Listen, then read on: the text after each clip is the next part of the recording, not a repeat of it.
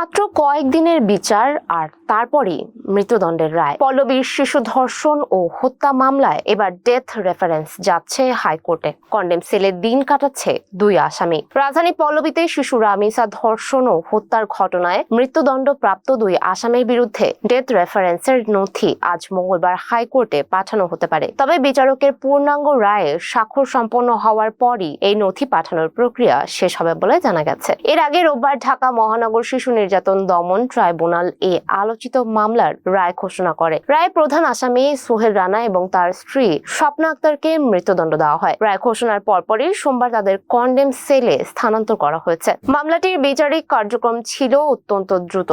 গত 1 জুন অভিযোগ গঠন করে বিচার শুরুর আদেশ দেন আদালত। এর পরদিনই 2 জুন শুরু হয় সাক্ষ্য গ্রহণ। মাত্র একদিনে 18 জন সাক্ষীর মধ্যে 16 জনের সাক্ষ্য গ্রহণ করা সম্পন্ন হয়। পরবর্তীতে 3 জুন আত্মপক্ষ সমর্থনের শুনানি অনুষ্ঠিত হয়। এরপর দ্রুত শেষ হয় রাষ্ট্রপক্ষ ও আসামি পক্ষের যুক্তিতর্ক।